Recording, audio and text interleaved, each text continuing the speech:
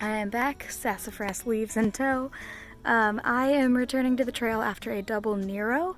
I hiked like 4 miles to a road yesterday, and my husband picked me up at a road crossing, and we spent the day together, and it was just very nice to have time together. We have one more wedding coming up in about 2 weeks, so it was the easiest send-off, but the send-off is never easy. But I'm gonna get going because it's gonna get dark in an hour, and I've got 2.5 more miles.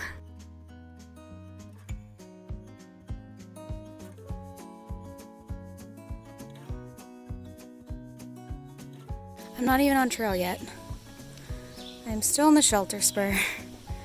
Walked up on this guy. I almost stepped on him because he looks like a branch.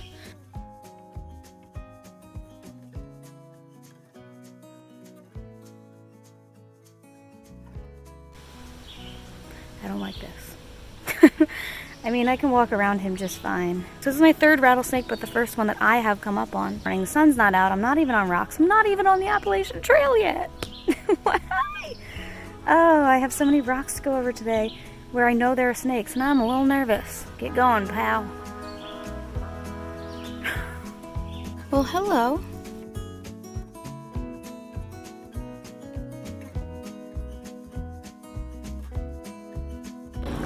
Schuylkill River Trail goes right by my house, like about 3 miles away from where I live, and it's a trail that Joe and I like to walk very often with our dog.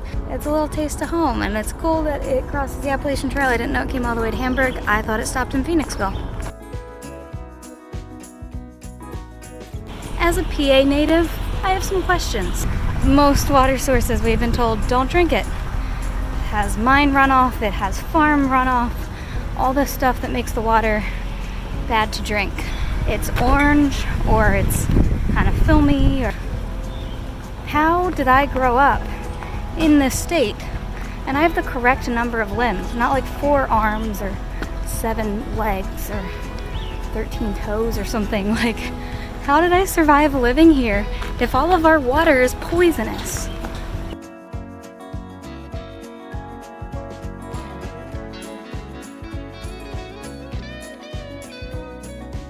Thank you to the kind Trail Angel in Port Clinton for letting us use your water spigot as an official water source, especially on this heat advisory.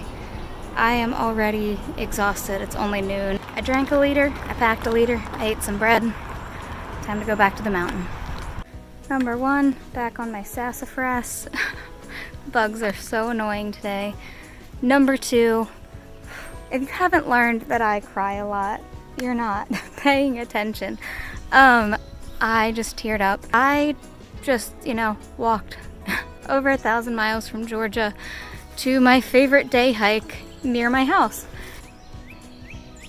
It's so cool. I'm on my way to the Pinnacle in Pennsylvania, and the last time I was here, it was 16 degrees. I was just getting the feeling back in my toes. And now it's July. Another very hazy view, this time at the Pinnacle.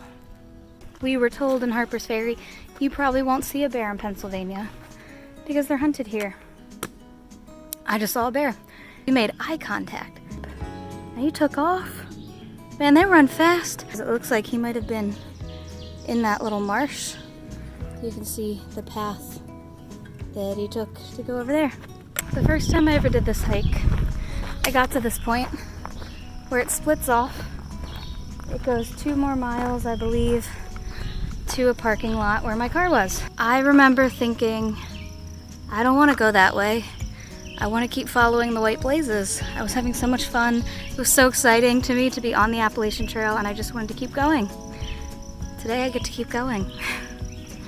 I'm just curious, like, what makes that happen. It said the air pollution will be high, but it's clearly still an issue because all of my views in Pennsylvania have been really hazy.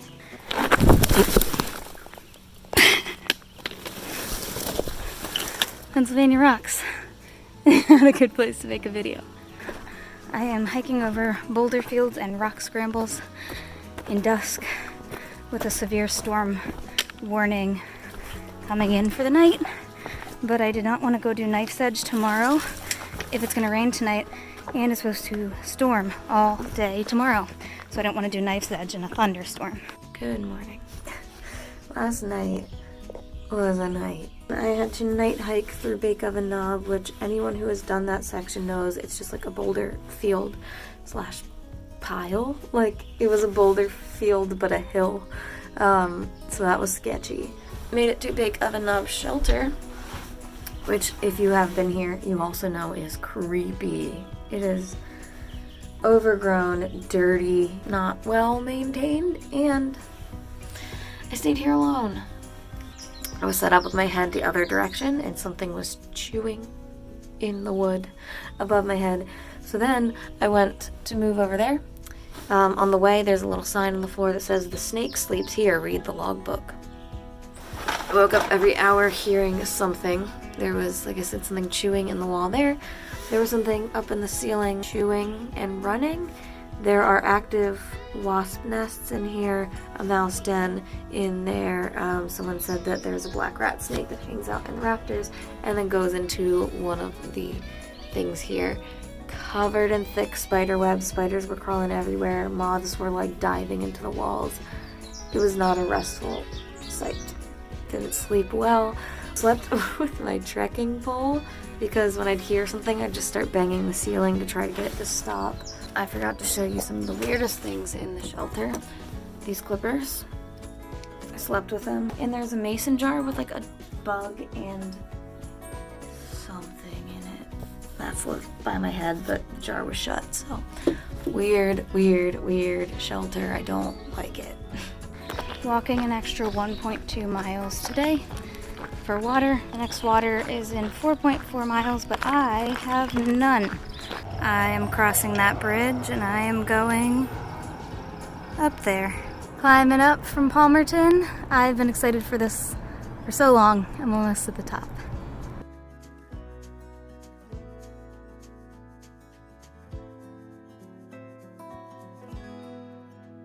It is 5:23.